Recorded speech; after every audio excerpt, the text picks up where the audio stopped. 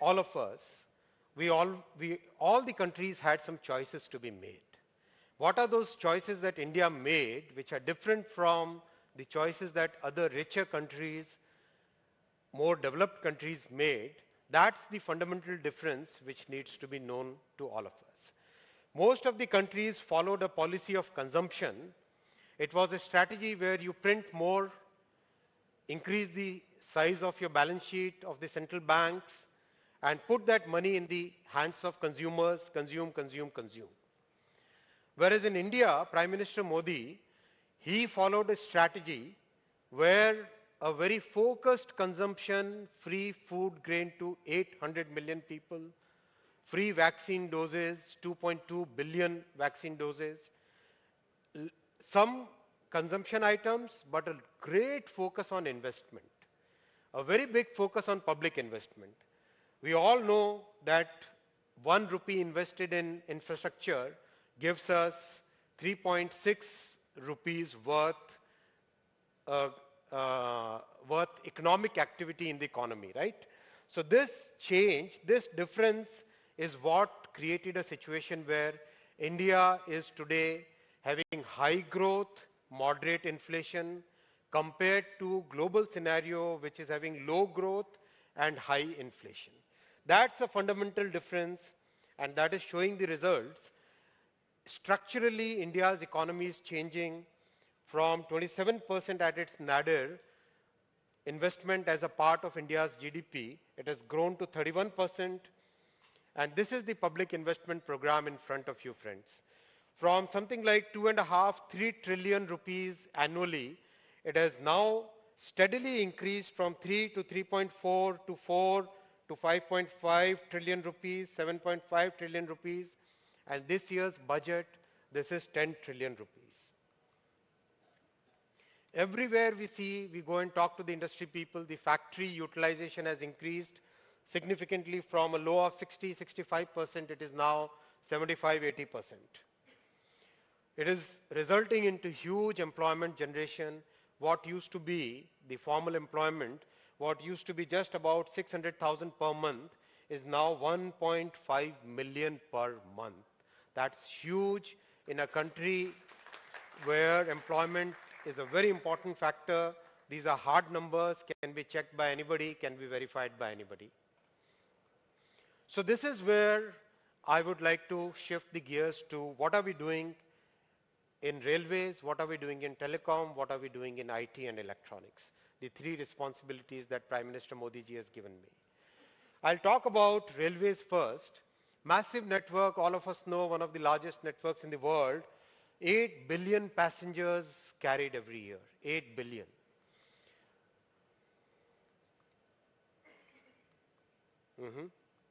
Clicker.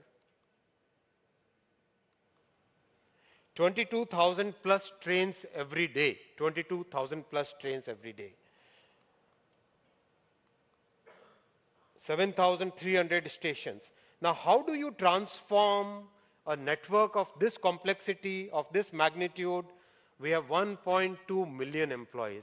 Imagine my plight when I have to do the annual performance appraisal. How do we transform a network of this size? Where should I point the clicker? Yeah. So the first focus that Prime Minister Modi ji put was change the passenger experience. What is passenger experience? Passenger experience comes from the stations, comes from the trains, comes from safety, comes from the way ticketing is done, all those things. We started with the station work. Today, we have 3 or 4 stations which gave us the experience of how to develop stations. This is Rani Kamlapati station in Bhopal, one of the most complex stations initially. Huge roof plaza was created. This is the huge roof plaza. I'll show the next picture. Look at this. This is inside a station. Huge roof plaza where people can very comfortably stay, can wait, have lots of other activities to be done. This is Gandhinagar capital. You see this entire hotel property which you see, Leela, this is built on top of the tracks. So in an urban space, congested space, how do you create new urban space? right? Using this experience, Prime Minister Modi ji said, now time to scale it up. We got 3-4 stations done. Now we know what are the challenges. Now we know what are the design issues to be faced. So now scale it up. So we started on a journey for about 200 stations to begin with, then ramped it up to about 1,200 stations. And today we are working on 1,275 stations as we speak. So each of the stations, Prime Minister gave us a very clear task, and is a tough taskmaster, we all know, very clear task that think 50 years ahead. Don't design for today, design for 50 years. Create new urban spaces. Integrate all the modes of transportation within the station. There is city on both sides of the stations. Let the station become the entity which basically integrates both sides of the city, doesn't divide. These are the challenges that he put before us. And friends, the designs which have been created by our teams, phenomenal. If you look at some of the designs, this is New Delhi station. Can you imagine? And this is not something which is there in faraway future. This is the complete design done. All the urban planning agencies who have to give their permits, some 100 odd permits taken, tender already issued. By the middle of March, the tender will be awarded. All the pre-work which requires to be done, all the pre-works done. This is something which you will see in construction in the coming couple of years. Huge urban space getting created. Roof Plaza was a concept that Prime Minister himself gave.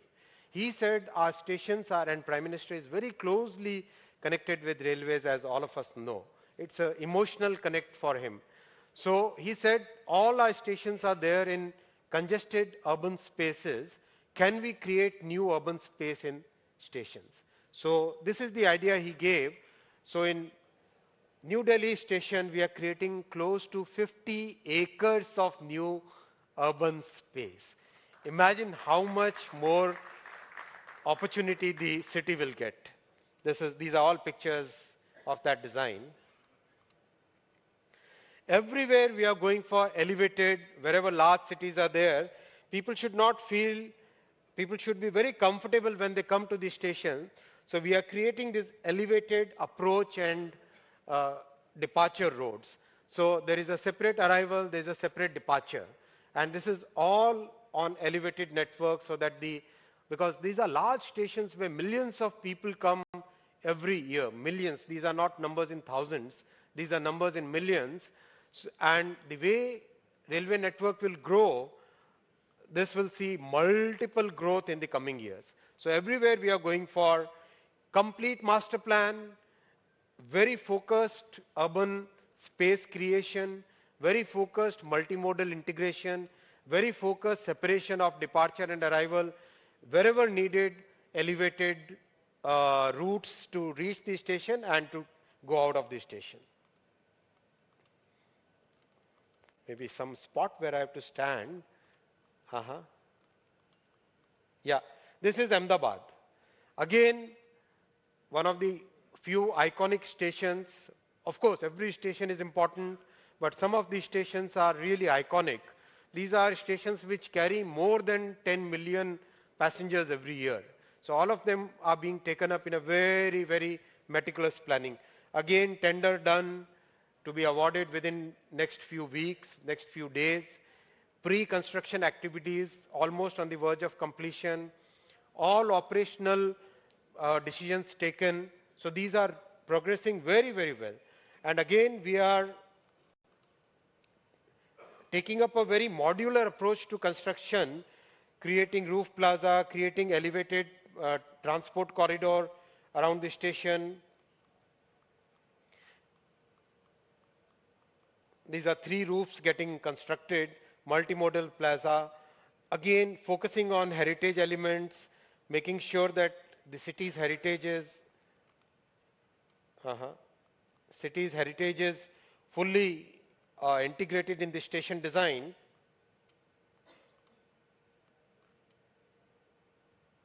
creating huge roof plaza in Ahmedabad.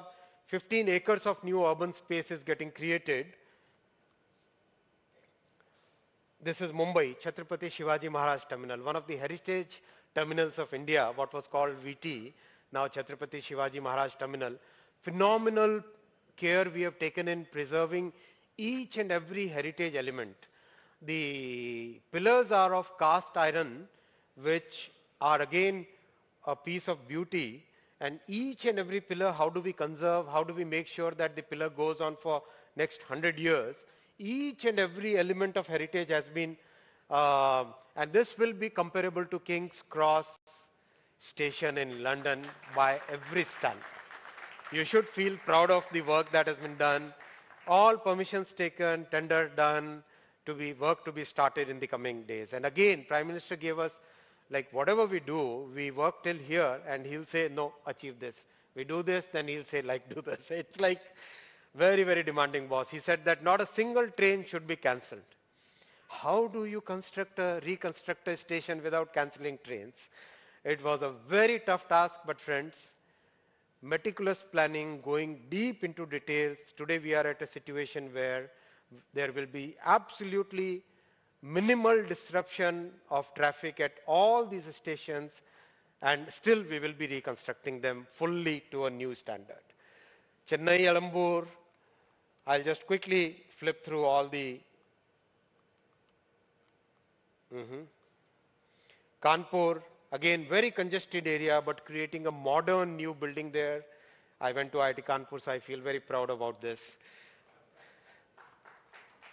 Jaipur, again, a very big heritage. So how do we use that heritage to create a station design which is like part of the city and still a modern building? Gwalior, again, a big heritage. So how do we retain that heritage and still create a modern structure? Work has already started on these stations. Already tenders awarded, work started, contractors actually working there in the field. This is Prayagraj, a station where when Kumbh happens, you get in a single day 10 million people. On a single day, you get 10 million people. How do you design a station for that kind of volume? Phenomenal challenge, but the teams have delivered. Work has started on this, tenders awarded 4 or 5 months back, work has started on this. Again, huge thinking has gone into creating space where that peak traffic of 10 million people, on a single day can be managed in a very effective way. Surat, again, huge multimodal. What I wanted to explain was huge multimodal integration, the bus stand, the BRT, metro, everything getting integrated into one multimodal hub. So it's a totally different way of looking at infrastructure. Our Prime Minister always says, PM Gati Shakti program, he says that think of integrating all the modes today itself so that if you construct something today, it should not get disrupted tomorrow. Bangalore, Vishakhapatnam, Safdarjung, Chandigarh. I can show you multiple pictures. All these are the places where work has started. I'm not showing you something which is there out in future. This is where work has started. Delhi Cant, again huge transportation challenge, but we created this entire, from the flyover, we created this entire elevated road which runs around the station and makes sure that the passengers are not feeling any inconvenience. Lots and lots of thinking has gone into all this. Jammu Tawi, again a piece of heritage, piece of religious culture we incorporate in the city. So PM says, Virasat bhi, Vikas bhi. Preserve your heritage while you are developing. So that thought process we have maintained in each and every station. Rameshwaram, I'll quickly flip through. I wish the flipper was functioning faster. This is the report card. Construction started on 49 stations and rapidly moving towards 1,275. Friends, this was first part of the passenger experience. Second part of the passenger experience is the Vande Bharat train. A very, very complex piece of machine. Very complex piece.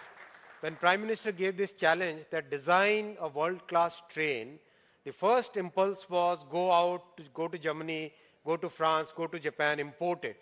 But PM said no. It has to be designed by our engineers, it has to be manufactured in India, it has to be really make in India, made in India, designed in India train. And the train is a huge success. Almost every 7-8 days, a new train is getting uh, launched. Mhm.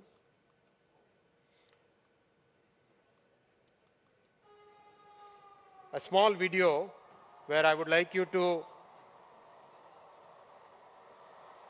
the design elements were so complex that since the tracks are in whatever shape they are, we designed a train which has been tested for 180 kmph. Look at this glass of water. As we say in Hindi, पानी की glass नहीं हिली, लेकिन दुनिया हिल गई.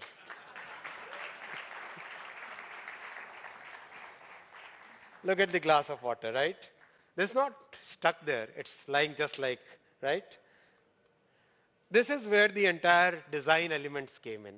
Like in a truck, you have a chassis below the truck. In train, below the coach, there is a very complex piece of machine called bogie, in which the wheels sit, the gears sit, the traction, the bull gear, this is the bull gear out here. That bull gear would be sitting here, the motor will sit on this.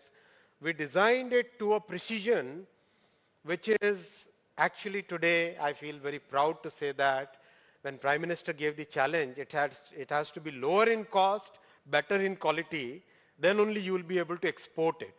So we created a system which is lower in cost, better in quality compared to global standards. So this is where the big engineering thing lies, right? Again, passenger experience comes for stations, trains, safety. So the safety system that world uses is practically a European system called ETCS. Very complex system. We decided to design and develop our own system out here, which has to be simple, which can be replicated, taken to the world. System called Kavach. It automatically stops. It's like if you compare with the current European system, which is ETCS L2, level 2. This is better than level 2 and comparable to level 3. Level 3, very few countries are there, but we are rapidly moving in this direction. This is a test in which I personally sat in one train. Other train, there was chairman of railway board. Same track, two trains coming at high speed, and the Kavach stops the system exactly at 400 meters automatically.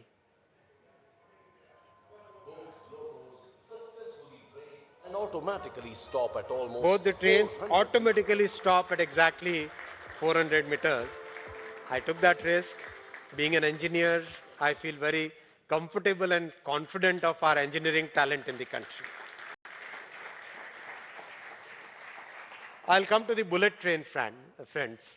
Very complex design, very complex piece of engineering, very complex project, but the progress is phenomenal.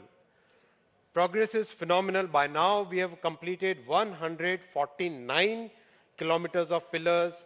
Recently, Japanese, very senior people came from the Japanese Prime Minister's office, and they were surprised at the pace and quality of the work and some of the innovations that we have done in this construction project. This full span casting yard, the Japanese actually said that they would like to replicate this kind of thing in their construction technologies.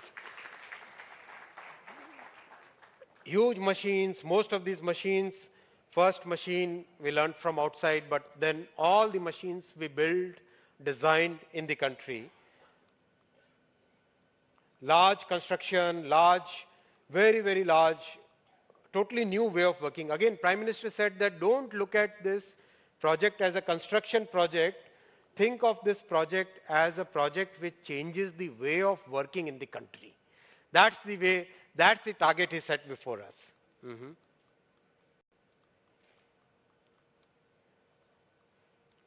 This entire construction process, like once the pillars are done, then this large machine picks up a girder. Each of the girder is like 1,100 tons, 1,100 tons, picks it up, puts it on this transporter. This is the transporter, 216 wheels it has.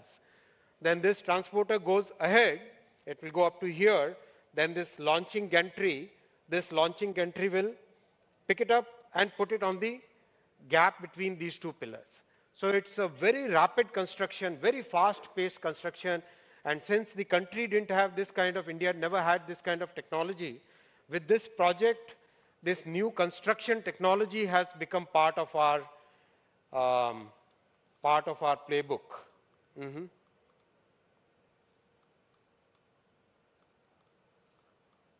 Stations, bridges on the rivers, everything is going on at a very, very torrid pace. क्या हुआ? इस तरफ? हाँ हाँ. Anand station, Sabarmati station, this is almost now 80% completed. Small video clip of construction activities.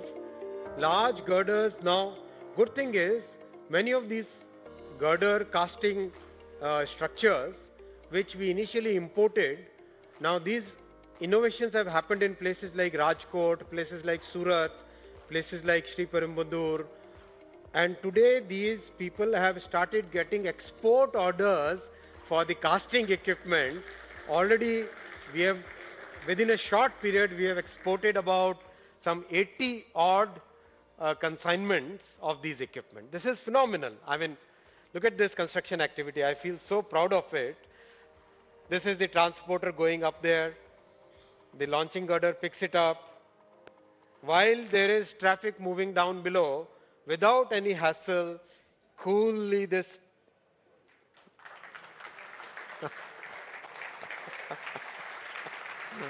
it's fun.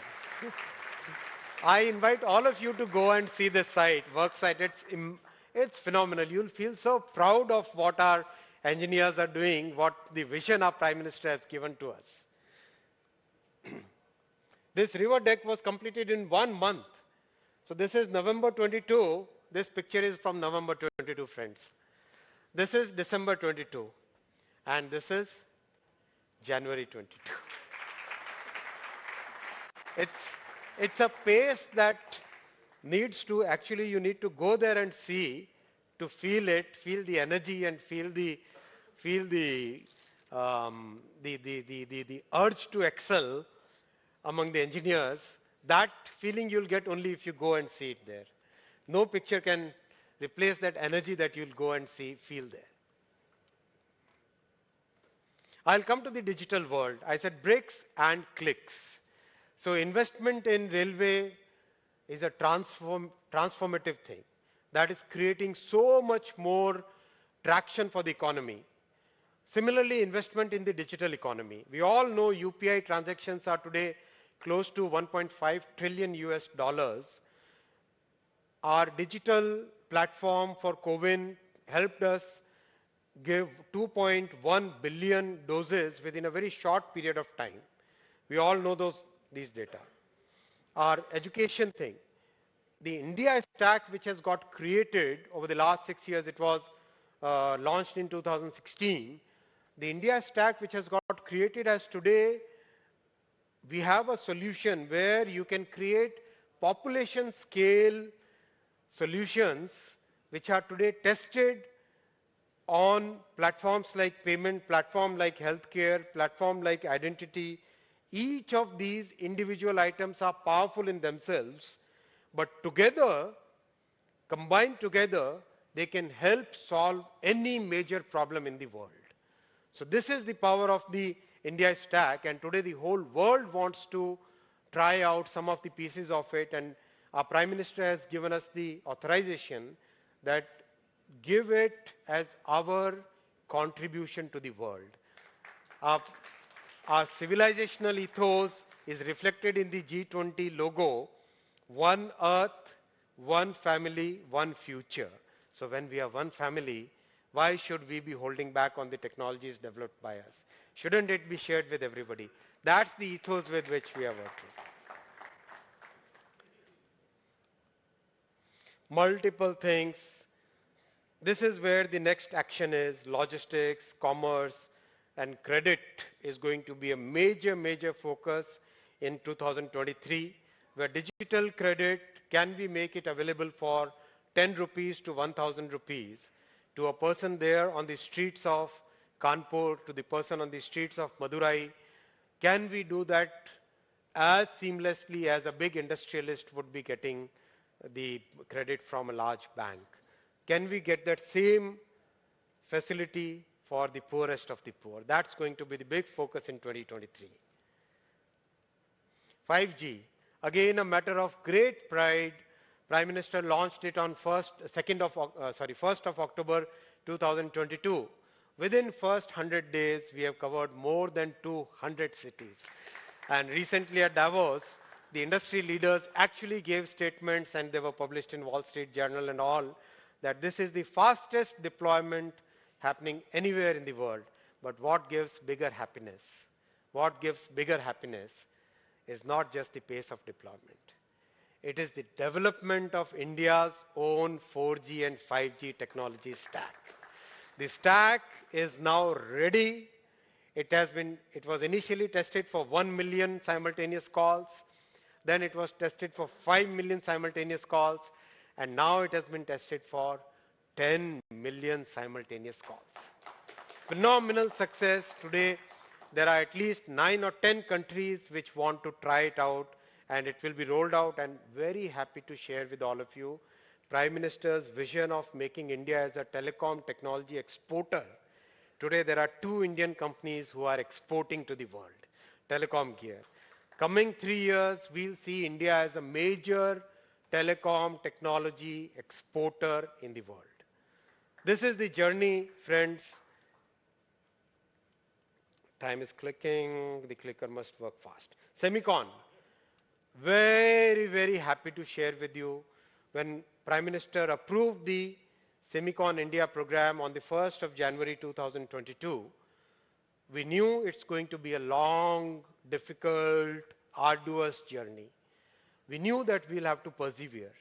We knew that nothing can happen in 1 quarter or 1 year. So we promised to all of you that within next 14 to 16 months, we will work hard, we'll interact with everybody, we'll learn from world's experience, and come out with a program which is credible, which will take the country on a good semiconductor journey for next 10 years. We came, as government, we promised to you, and this 14 to 16 month period begins 1st of March this year. So stay tuned. You will see some good news in the coming weeks.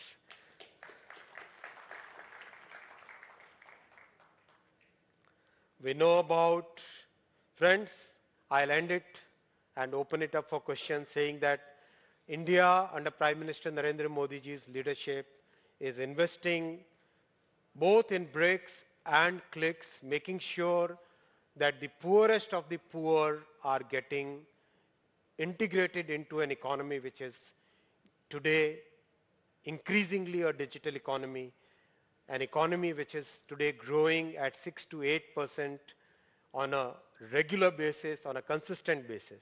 Thank you very much for your patience.